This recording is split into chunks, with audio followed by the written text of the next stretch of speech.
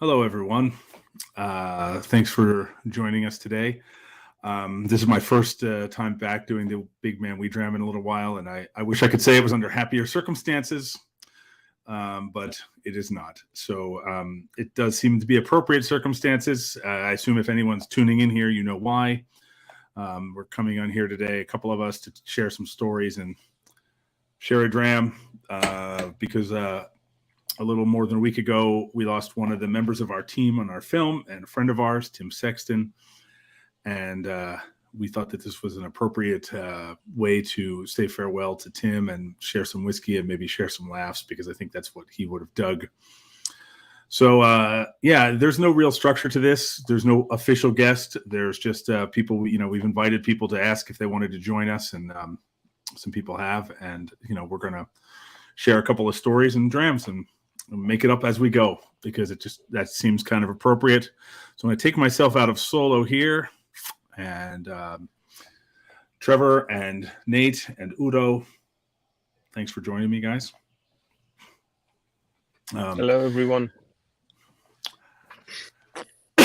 I'm starting to get some comments in already. Zach Kemble's here, Brad's here, and I see that there's already 15 other people watching us as well. So got some good numbers for sad occasion. I'm not sure where to start, but I'm fond of telling this little story, so I'm going to start because it's kind of the way I met Tim. Some people may know that Tim and his wife ran a co-work space. A sort of, people may not know what that is, but sort of office for hire workspaces. I think people know what co-working spaces are at this point. And our executive producer Brittany had an office there, and when I went in to check it out, I met Nancy, and she said, within a minute of meeting me, Nancy just said hello. She said, "Thanks, Greg. This is Nancy." In our comments, within a few minutes of meeting Nancy, she said, "Oh, you should meet my husband. He and his friends sit around talking about whiskey and Star Wars too," which was a really kind of polite way of saying, "You're a nerd, just like my husband is a nerd." And immediately revealed the two stripes of my nerdliness. Not that there's not others, but Star Wars and whiskey are sort of high among them. So shortly thereafter, I met Tim.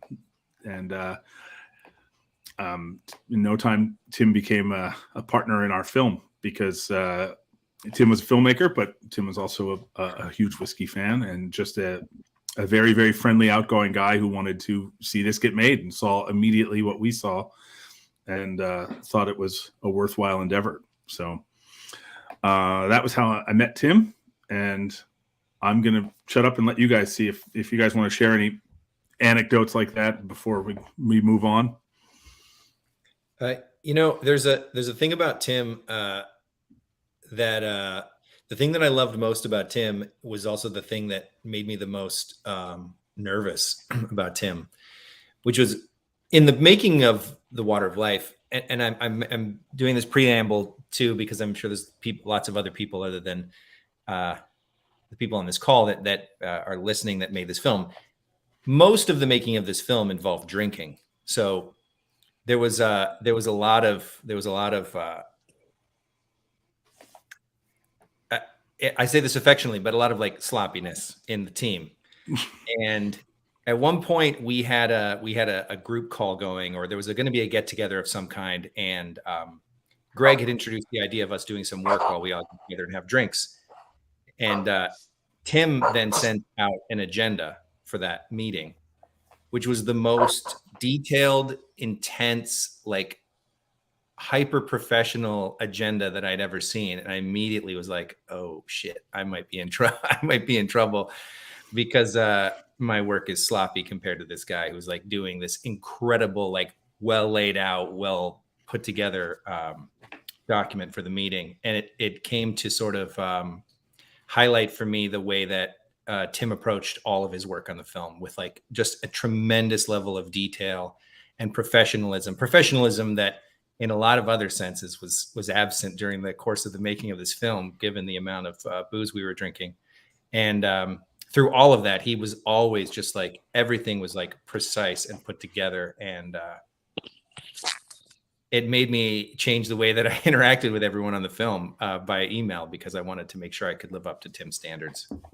And that's something I'll take with me too. I think about Tim now, not when I'm emailing, not about stuff about this film, just I think to myself, how would Tim compose this email? Would this be up to his standard? And I'm grateful for that.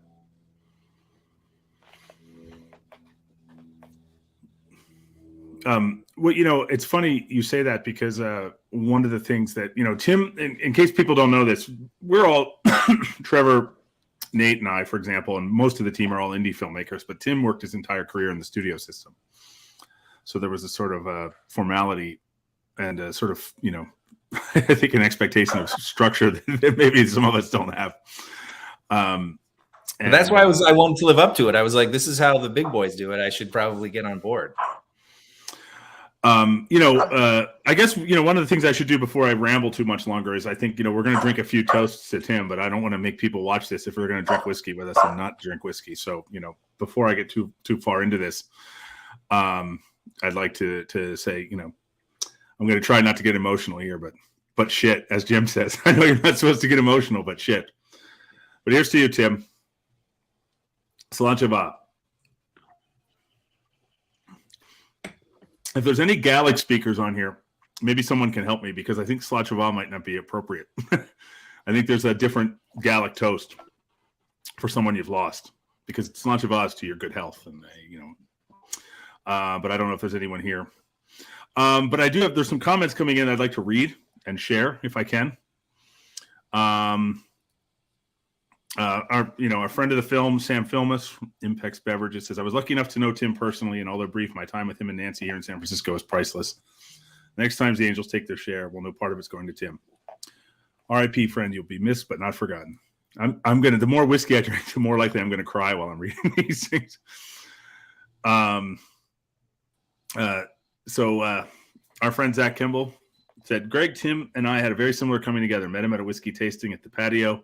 Cars got brought up, and one of us mentioned F1. We looked at each other, and we were immediately friends. I'll continue to raise a glass to him every F1 race for the rest of my life. I can't drink a toast each time I do it.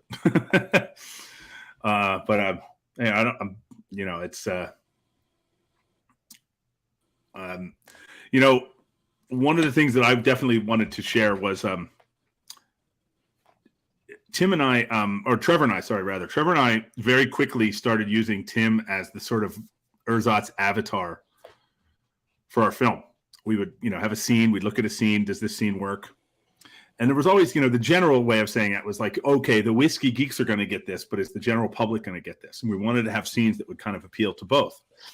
And slowly the phrase, the whiskey geeks is going to get this, is, okay, Tim Sexton gets this scene, but what about the people that don't know anything about whiskey?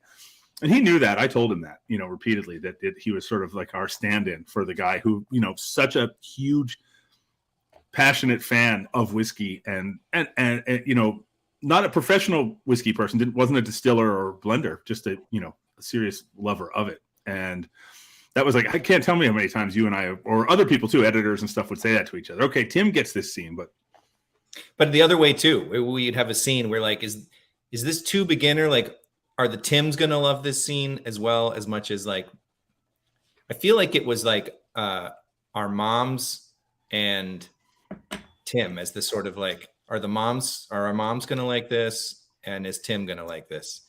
But I think also the thing that was great about Tim as an avatar, as you say, for this, is that it's not just that he knew a ton about whiskey, but that he like loved it deeply, that it was something that was really important to him. And he was genuinely excited, like almost like kid level enthusiasm of like very excited about things that we were going to be doing, or and that made him a really great model for the film. It was also like how excited he was about it, about what we were doing and the people we were talking to. Yeah, I have some photos I'd like to share. Let me see if I can do that, because one of these photos is, through us, Tim got to meet Jim McEwen, who was, because of our film. I don't know if can everyone see this now? I'm hoping you guys are able to see the photos I'm sharing. It says I'm sharing them. So I'll let Udo talk about this in a moment. But one of we've done a lot of traveling, God knows, on this project, sharing the film with the world. And Tim only got to go on one trip with us, the first trip to Germany, to Scotland and to Germany. And on that trip, he got to meet Ralphie and he got to meet Jim. And this is us on stage at the Celtic Castle. It's Jim, myself, Alphonse, and Tim. And then there's actually a shot from this. We actually added some stuff to the film later where he was, Tim's actually in the shot. You don't see it. It's a crowd shot, but we know it's there. If you're familiar with the film, when Jim says, shit, Octomore, man, the crowd shot has the audience cheering. Tim and I are in that shot, seated next to each other. So it's a shame that it's hard to miss you guys in the crowd sitting next to each other, though. I mean, yeah, amongst normal sized people. I have here's Tim and Udo at the Celtic Castle. This would be, of course, after our clothes arrived. The good people at KLM lost Tim and my luggage between Scotland and Germany. And so that's why we're dressed like this. Jim's in a suit. But this must have been after the clothes arrived the next day. You mean to say that Tim packed a T-shirt for Weltenberger? Yes, he had that ahead of time. Weltenberger Kloster.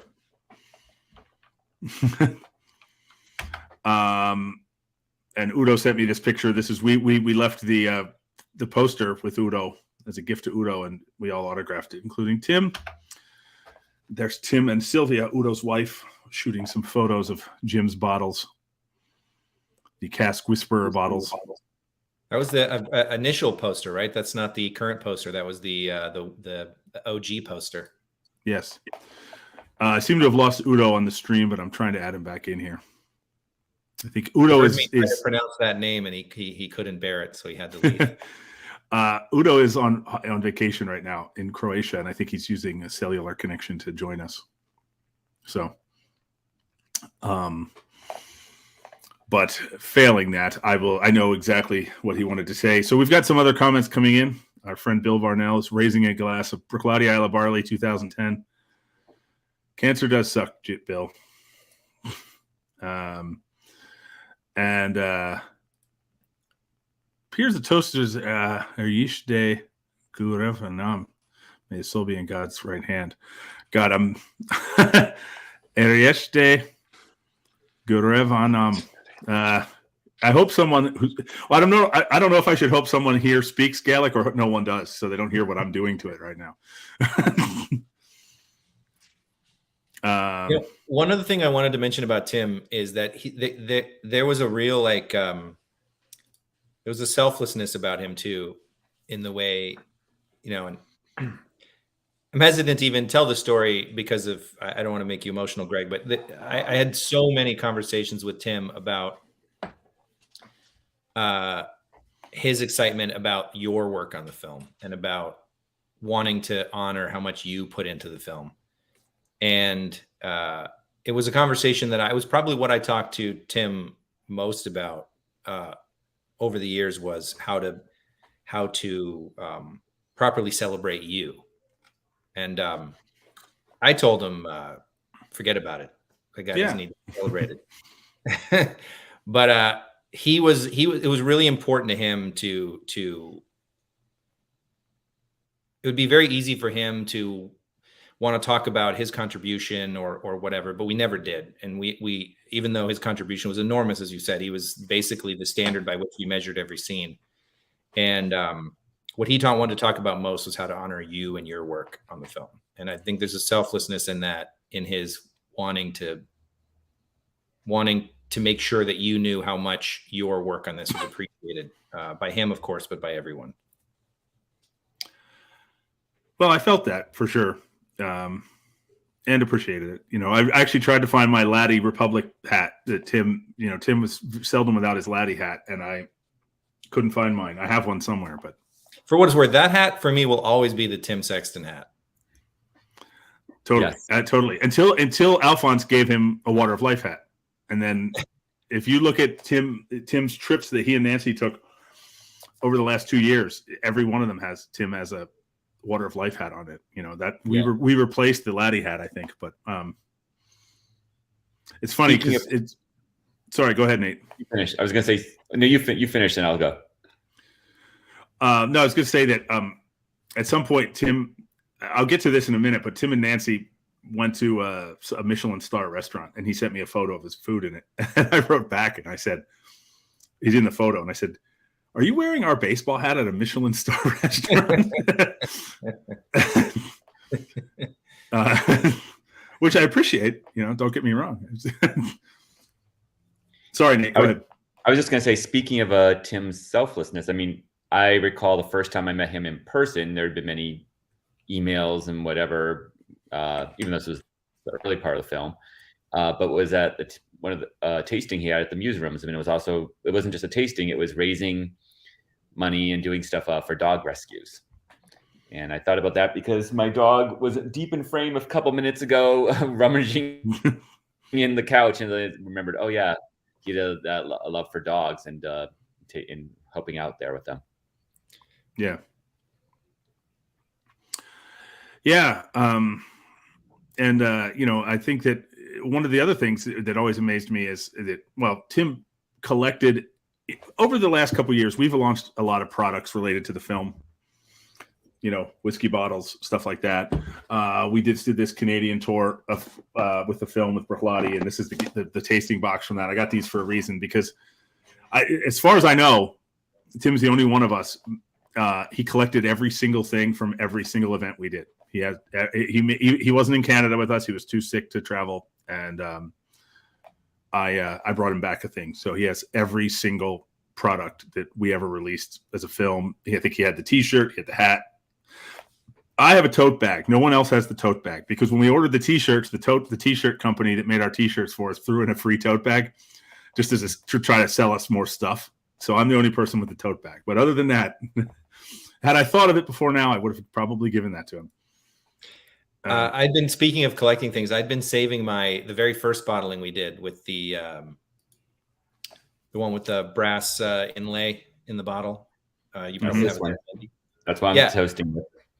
I hadn't opened that. I'd saved it forever and thought, oh, I'm going to save it ever as a memento. And I opened it today. I have the bottles inside. Otherwise, I'd hold it to the screen. But I decided that was the right one to toast them. Well, I'm going to drink another toast because I didn't open this yet. But there's a kind of a funny story about this. This is the Rock and Doll 1.1 from last year, and I was at the Fescia last year. And Tim said to me, "Can you get me the bottles while you're there?" And I said, "I'll try." And then they sold everybody one bottle each, but my wife was with me. And so Megan got the bottles. And then I maybe had a lot of drams one night before I ever saw Tim. And I accidentally opened Tim's bottle, thinking it was my other bottle. And I opened his bottle. So actually the last time I had any drams with Tim was a few weeks ago. And I gave him that bottle. And obviously I wasn't going to sell it after he was going to pay me back for it. But, I opened it, and it was very funny because it was an accidental opening. But this is the other duplicate. Because he had the 1.1. This is the 1.1. That was the 1.2 that I accidentally opened. Otherwise, I would have given him this. But I've never opened the 1.1, so I'm going to open that in a minute. But I'm drinking the classic Laddie first because, I don't know anyone who's a bigger fan of Bruichladdich than Tim Sexton. No one. Yeah, I mean, this is the first time I met Tim. He was wearing a Bruichladdich hat, and it occurred to me when I first met him that he was wearing that hat. That everyone else on the film, through the course of the film, ended up accumulating tons of Bruichladdich stuff. I have like 3 pairs of Bruichladdich socks. I don't know why that's the thing that I ended up getting, but I remember meeting Tim and being like, "Wow!" Like he was the first guy in the team. He was like right away. He was into it. Which is also, I think, why he knew he was like connected in a way that we weren't before we started. I will always picture him in that hat. 100%. It's funny. Bruichladdich themselves, the distillery, wrote to me and asked me if we could share a photo with them. I don't know what they're going to do with it. They haven't done it yet. I know they were busy on the Fescia, but they asked, so I don't know. And it's funny because I got this photo here. I'll share this quickly, which is Tim in this. There's the Laddie hat and the Laddie shirt and the Port Charlotte bottle. I don't know what trousers he's wearing, but if there's Bruichladdich trousers, he's probably wearing those as well. Yeah. I think I recall watching that photo being shot. That was the fundraiser that we did at the Lost Property Bar. Yeah. I remember watching from off angle there, just from would have been the left-hand side, watching that picture being taken. I got a couple other comments to share, people. So Shane Beerley, who is a friend of the film and also was a member of Tim's Whiskey Club, who the first night I ever went to Tim's Whiskey Club as a guest, met Shane. So Shane has a podcast called Two Drink Maximum, and they interviewed Tim a few weeks ago. So, Shane, if you have a date that's going to go live, I'd be happy to share it here because, it would be nice to hear him laugh again. When that goes live, we'll definitely share it and promote that. Excuse me. Our friend Mark Pruitt says, I didn't know Tim, but a fellow whiskey lover is always a friend. Being connected to all of you via the film, it's extraordinary to experience the many emotions in the room. Cheers to this amazing man. May his memory live on through his family and friends. Well, I certainly think it will live on through the film. I think we've kind of all decided that, we're, as people who watch this stuff know, we're making a companion film about independent bottling. And I think we're going to dedicate that film to Tim's memory. It seems appropriate because he was absolutely going to be part of that film and was part of that film because so much of that film was actually captured when we were shooting the original film. That's the very first screening we ever did of the film was in Glasgow at the Grosvenor Theatre.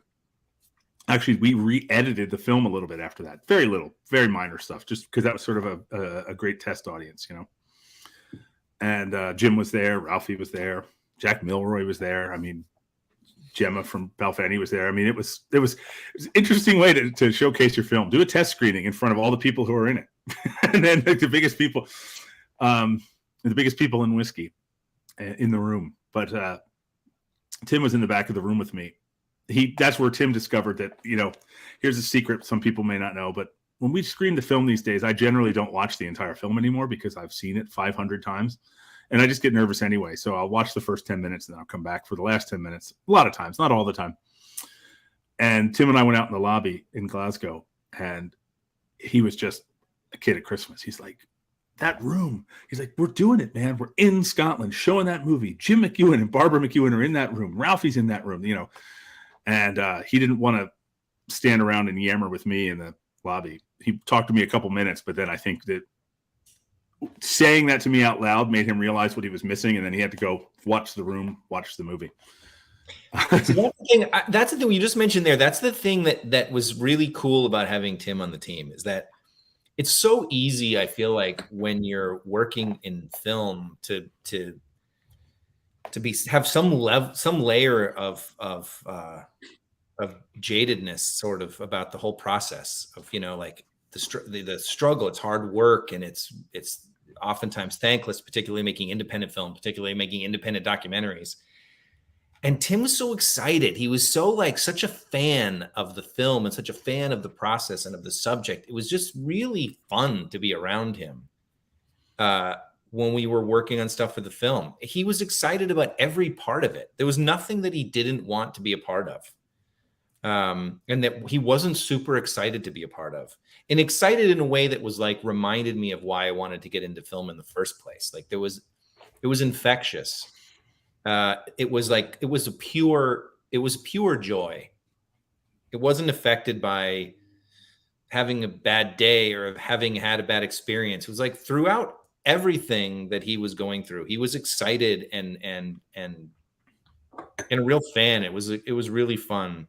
It was really fun to make this film with him in the room because of that, because of your point. Like you're like, I don't want to watch the film. You were like nervous about what people were going to say or whether people were going to laugh or whether it was going to land in the right ways. Like you were a bundle of anxiety about the screening. He was just super excited to be there. He was like he was a kid at Comic-Con. He was like just excited at who was in the room and who was participating and who he got to share that experience with. It was really cool.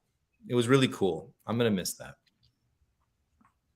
Well, I think that gave me, all of us, a lot of confidence that there was an audience out there for the film, because it's like, well, there's more, there's people like this. There's people who are going to have this approach, this kind of golden retriever with a tennis ball, like there's this sort of unadulterated joy. And even if there wasn't, like, to make something that brought someone joy the way it brought Tim joy would be worth it, even if no one else wanted to see it. It's funny because I remember when we were sharing rough cuts internally and asking people on our team for notes, and a lot of the notes would come back and they'd be like, Brad, who I know is watching here. Brad's our cinematographer. Brad would come back with notes like, the color correction in this scene, this shot doesn't match this shot, that, that sort of stuff, or the, flow of this and that here. And, people would talk about story angles, which scene. Nate and I spent months working on which scene would go before which scene and which scene set up another scene. Tim's notes were always like all caps. This is awesome. This is great. This is amazing. It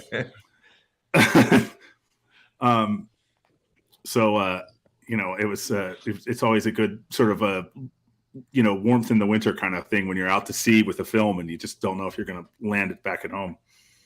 Yeah. Udo, are you able to hear us? I don't know.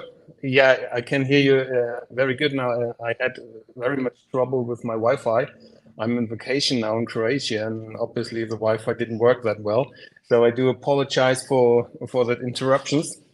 But when I think of Tim, and in the last couple of days, I was really thinking quite a lot of him. But when I think of him, I do remember very clear the weekend you came over to show the movie the very first time in Germany, and that was a kind of game changer for me and my kind of, let's say, whiskey career, because there was you guys from America, there was Jim McEwen coming over, and there was a huge crowd. And it was a big festival on a castle called Celtic Castle. And on this day, the room was absolutely crowded. But what was a kind of, let's say, fun thing was that you guys came along from Glasgow. And right away from Glasgow, you guys came here, but your luggage didn't. And there was that big film premiere in front of a huge audience, and everyone was wearing really noble, and Jim was wearing a suit and all kind of stuff. And you guys didn't get your look, and I can't forget you all in your jumpers on stage. But as you said, Trevor, that didn't matter to him at all. He was so in that mood. He was so in that whiskey enthusiasm. So he didn't care about what he was wearing.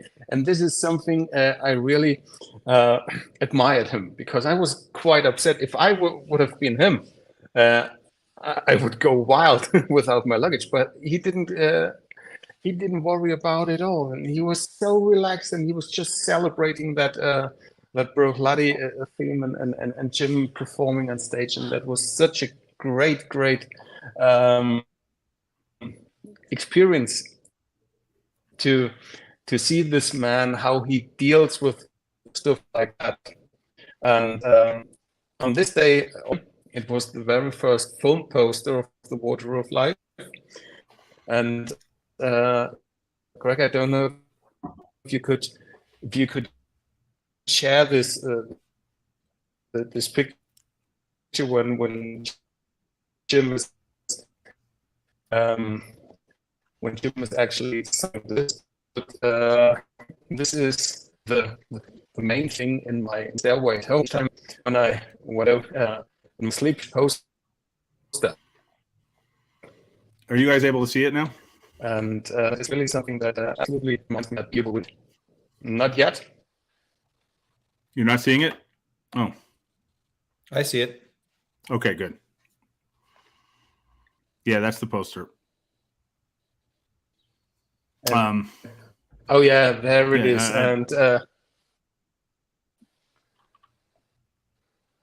And there you, I don't know if you have already shown it, but you can show Tim on stage with the jumpers. Oh, yeah, there we go. Yeah, the jumpers, yeah. There, yeah. The guys without luggage, but with Jim McEwen on stage. What a night to remember. I sat in the back of that room drinking Guinness the entire screening, just kind of pounding down Guinness the whole time because I was so nervous. One thing that I want to point out too is Tim was not a snob about whiskey at all. He, just like you, Udo, I think you're the same way, Udo. Like, he takes his knowledge and he doesn't want to just talk to someone else who knows as much. He wants to talk to the new person and share it and tell stories. And he doesn't, it's, and I think that that's one of the things I really like about you and Tim, Udo, is that, it was like, oh, I want to share this with someone else. And the people who don't know it yet, it could be intimidating. Like, people, hardcore whiskey people can be a little bit of a challenge at the beginning, because they're going to know things you don't know. And he was very good at making people comfortable with that. I'm rinsing out my glass. Yeah, that's a good point. That's a really good point. He never made, I often feel in this room, I often feel in situations where you and I are tasting together that I'm like the least knowledgeable person in the room, and it makes me nervous. But I never felt that way with Tim. He was always very just excited. So what you're saying is I'm a jerk, but he's not. Yeah, I think everyone that's watching knows you're a jerk.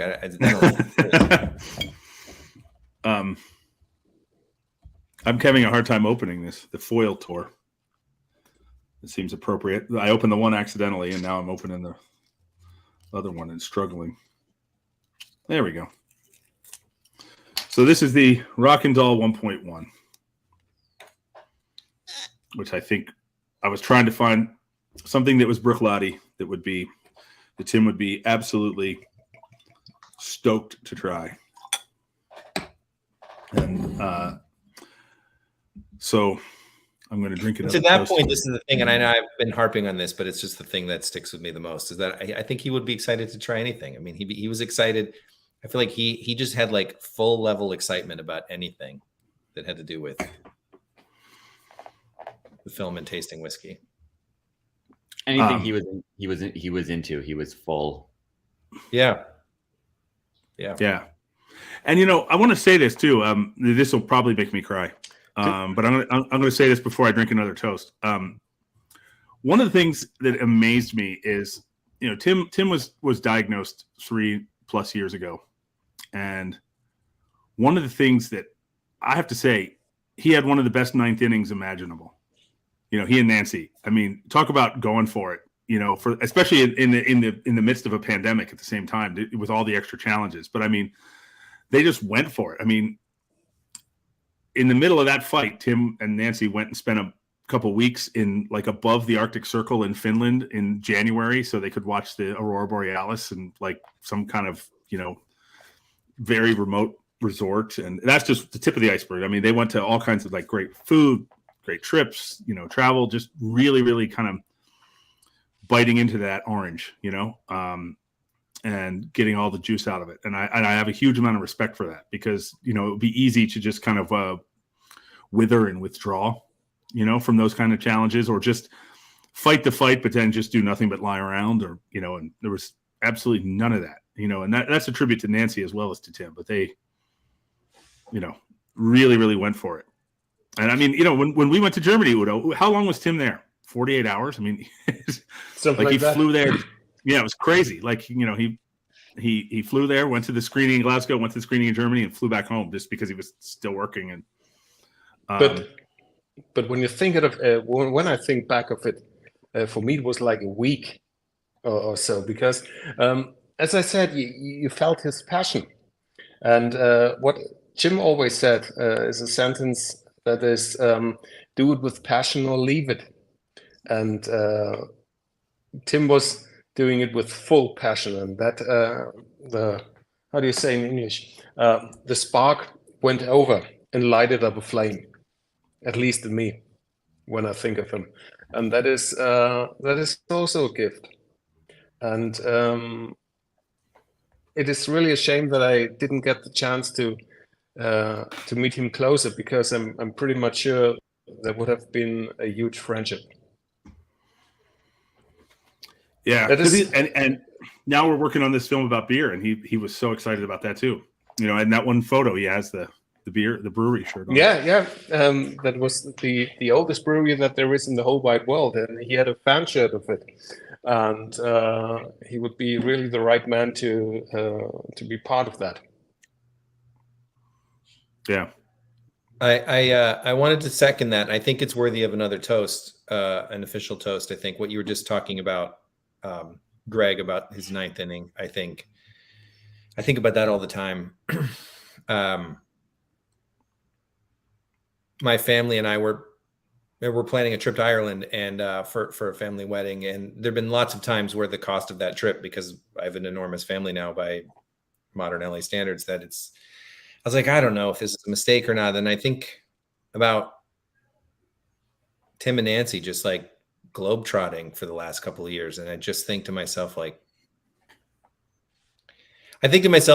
want to be more like Tim in that regard. I want to, sorry, there's an enormous fly buzzing around my head the entire time I'm talking. I want to be more like Tim. I want to learn that lesson from him and travel and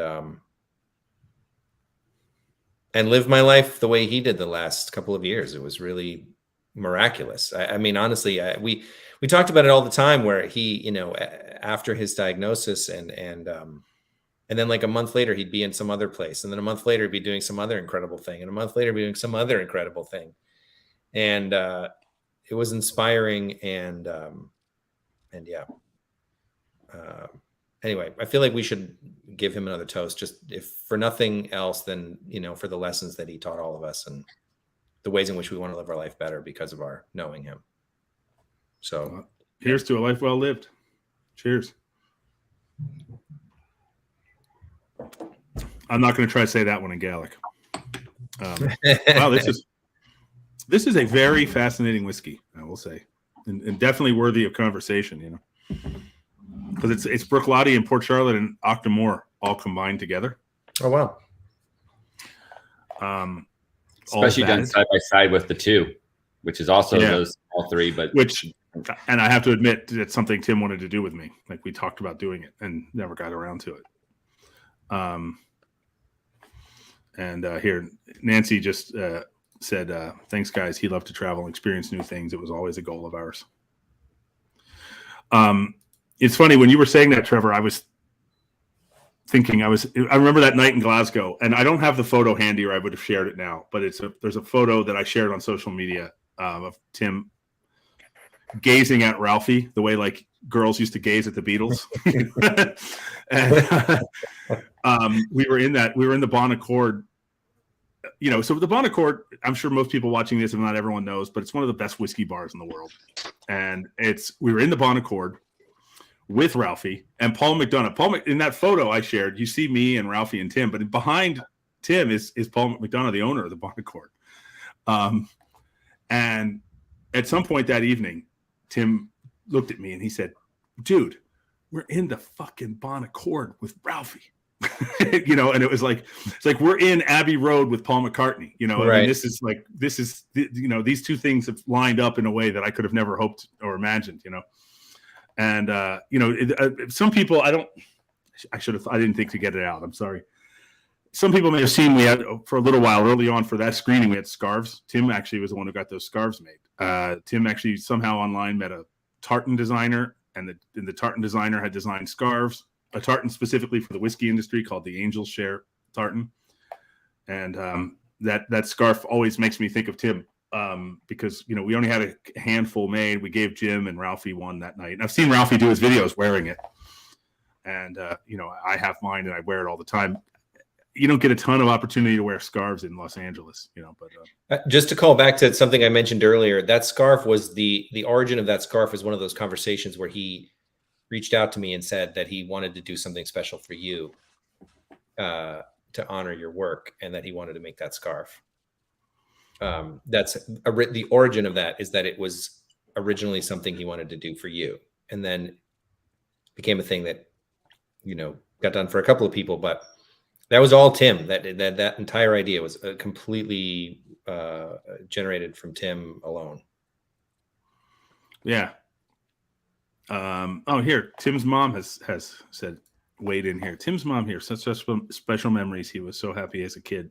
Loved new things, working on this film and knowing it was such a high for him. Many thanks for your tribute. Well, Tim's mom, the honor is ours. This seemed like it didn't just seem like an appropriate thing to do. It seemed like the right thing to do. It just felt like a good fit. I think it's something he would have enjoyed doing with us, and he's, because Trevor and I kind of created this fictional idea of Tim when we were editing the film. I'm going to keep using that as the sort of avatar as we edit this next film. Not just dedicating the film to him, but I also think that just saying at every scene, how does this appeal? Is this just for the newbie, or does Tim get this as well? I hope that his work is all over this film, and anyone who sees it, I can tell you dozens of times throughout the film where there was some kind of influence of something he did or said, or helped us, had an idea, get something set up. But I hope that will continue in the other films as well. I don't know. I'm trying. I don't want this to be, I didn't want today to be sad. I was determined, that not that there's not a sadness running through it, of course, but I wanted to, it's funny. I think the first time I was ever at Tim's house, he was like, there's an Irish whiskey called Sexton's, and he was like, pulled out this bottle. He's like, I had, it's at the grocery store, and they had this bottle, and I don't know if it's any good, but it had my name on it, so I had to buy it. And and he was so excited just to, which is, I think it's a fairly forgettable Irish whiskey, if I'm honest. I honestly don't know anything about it. I've seen that it's a very unique bottle. It's a very, very unique bottle. That was just the kind of like level of enthusiasm. I remember that night I went to Tim's house, and we sat at the bar in his house, and he had like a stunning amount of samples that he had accumulated. And anything I mentioned, like I was like, I think we might go shoot at X distilled bubble air, and then he's like, flump, flump, flump, flump. Here's six different bubble airs, that I have from different. He would save little bits from each of the club tastings and stuff that they did. And Nancy says it's decent about the Sexton's whiskey. Yeah, I mean that's that's what I think about it. I don't think it is bad. I just think it was you don't hear a lot about it, and when people talk about it, they usually talk about the bottle. But I know he was excited to have found that bottle, and man, this is I'm having a emotional whiskey moment.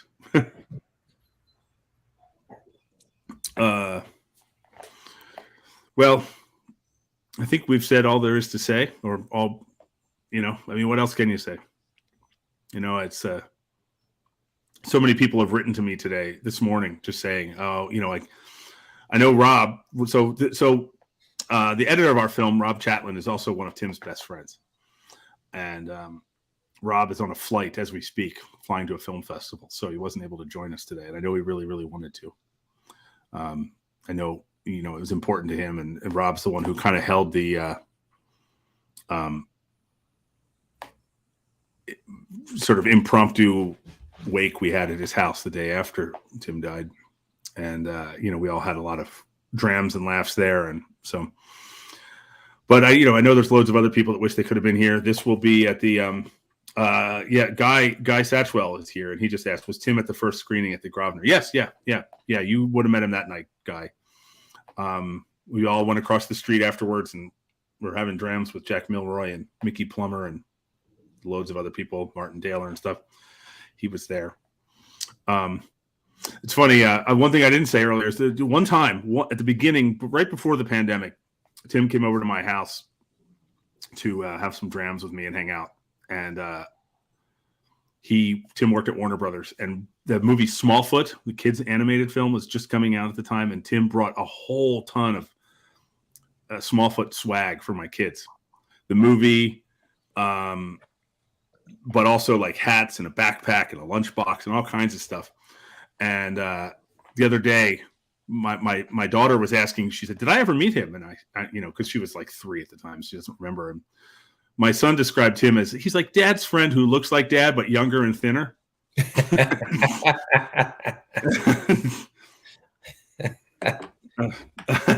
Which was relatively accurate. Tim's cousin Nathan here. Tim was like no other. Luckily, I got to visit him multiple times in LA, sneak him and Nancy out to Colorado, surprise my parents for the holidays. It's tough to say goodbye.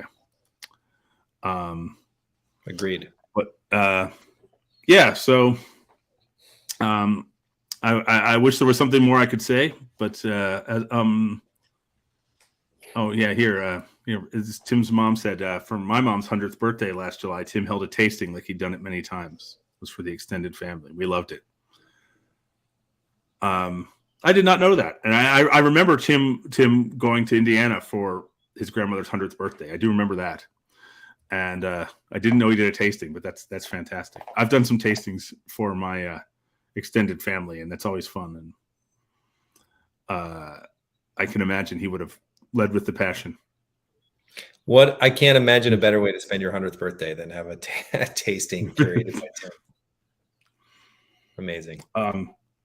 Yeah, it's funny. The first night, the first time we stayed at the Celtic Castle that Udo was talking about before, the castle was full. There, so in case people don't know, there's a castle, Schloss Turnau in Germany.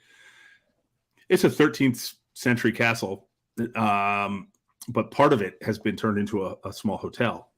And it's an amazing hotel, and I've now been lucky enough to stay there a number of times.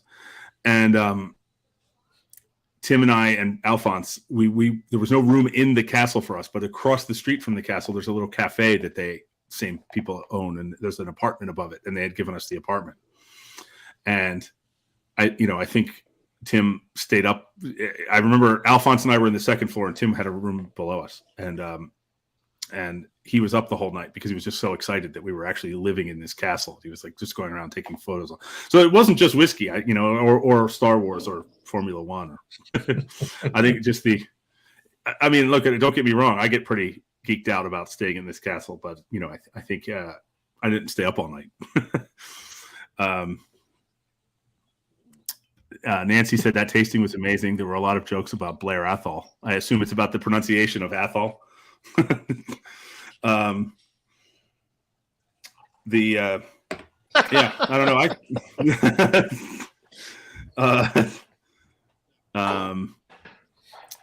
Yeah. So if anyone else has any comments you'd like to throw in, please do. Nancy says yes. It was about the pronunciation of Athol. There's some good stuff there. I didn't even get to the third whiskey I was going to pour, but I'll get to it later. So it's going to be a long night, Greg. Yes, it's only 1:48 here. Yeah. So Nancy is sending me something she would like me to read. So then I will.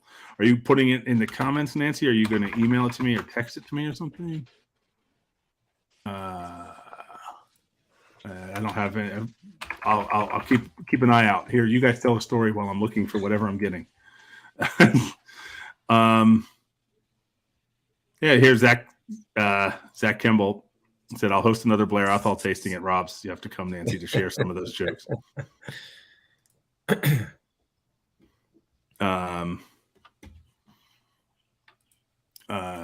So I'm gonna, we'll keep updating you guys with anything, anything that comes up that we might want to share. Any other people want to send stuff, we'll share it on our social media, things like that. Like I said, hopefully next spring we're going to debut the independent bottling film, and then shortly thereafter the beer film. And I think Tim's fingerprints will be on both of those. And at both times, we'll definitely raise a glass, whether it's whiskey or beer, to Tim. But I wish, I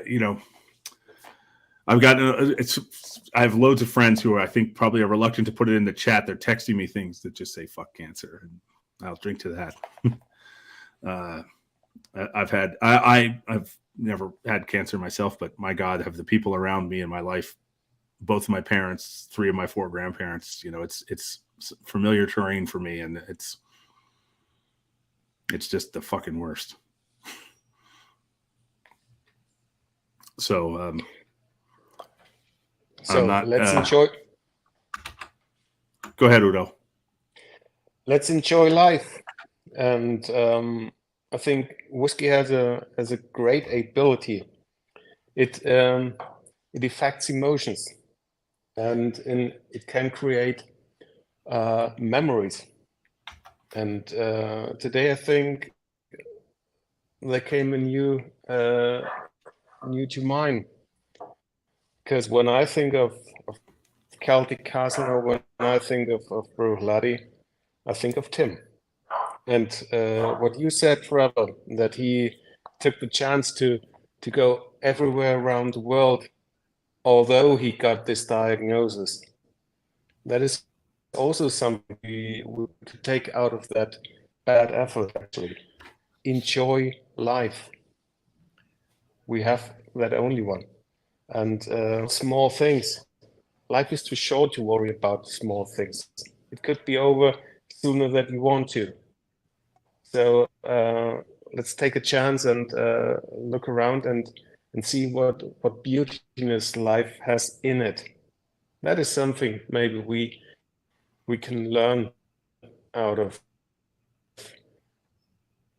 Tim. Yeah, that is something I agree. that definitely he has given to me, and I think that therefore we might have a toast.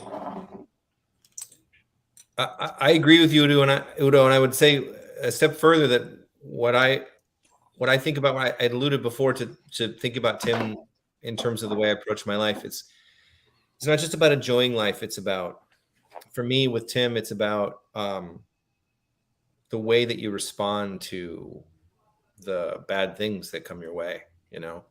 That he got this terrible diagnosis and then lived the most incredible life right afterwards. His response to the diagnosis was so remarkable, and his response, the way he lived his life after interpreting that news, which is just terrible news, but the way he responded to it was so incredible. And his whole everything that I know about him was all based in his positivity and his excitement and his being a fan of all things, and to receive a bad piece of news and then go on to live this exceptional life that I frankly aspire to.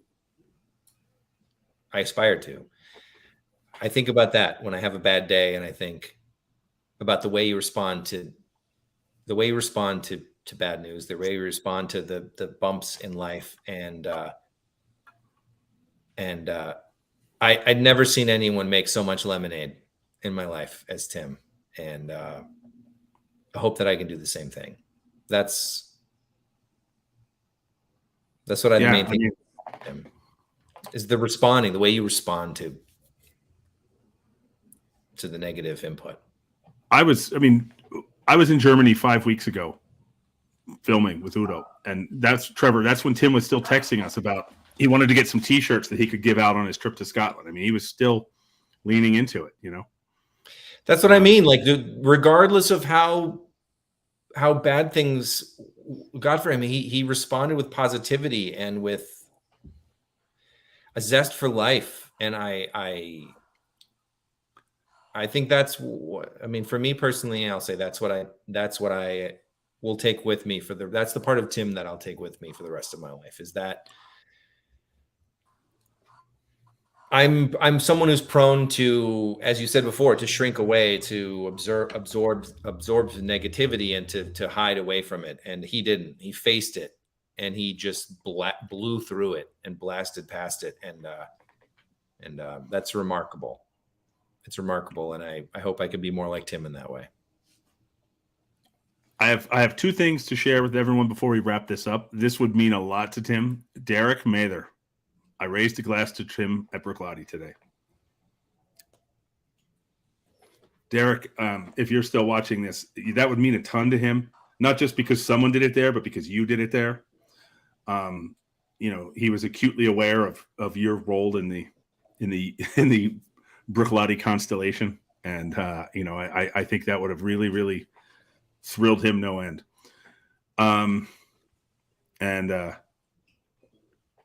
Now I'm going to gird myself with some whiskey because Nancy sent me something she'd like me to read. This was a message from Tim from his uncle. And you're going to have to forgive me because I'm almost certainly going to cry during this. So drink up.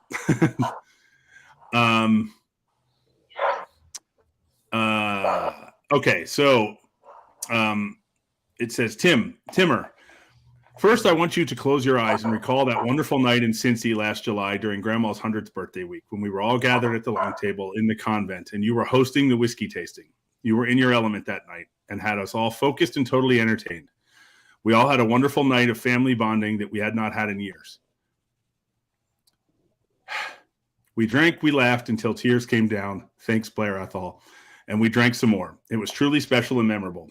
You are tough and driven, and we know you fought this bitch with everything you had. And not even the powerful meds could help you get past this challenge. So we want you to know that one of our lasting memories of you will be of that night and the love and fellowship that we shared thanks to you. And I will raise my glass to honor you privately in the years to come, knowing you will be enjoying one with me from afar. We're all sending you lots of love and positive energy and wrapping our hearts around you and Nancy with huge virtual hugs. We love you tons, Dave, Tammy, Caitlin, Christian, and Serena. Cheers to that. Cheers. Well, thanks, Nancy. I mean that actually, though. Sincerely, thanks, Nancy. That's a very nice thing to share with people. And I'm happy to read it, or happy to be sad to read it. But so Derek said, yes, he was there today after 1 p.m. in Bruichladdich today. So, all right. Well, thank you all. Thanks for joining us for this. This is going to be on YouTube. So I know a lot of people, weren't able to join us live, but wanted to see this later. So these automatically go onto our YouTube channel. And you can watch it or share it later. I know Rob wanted to see it. I know Nancy wanted to see it, but she was able to join us live. So thanks, guys, so much. I have a little bit of whiskey left. So one last time. Cheers, Tim. Here's to you, buddy.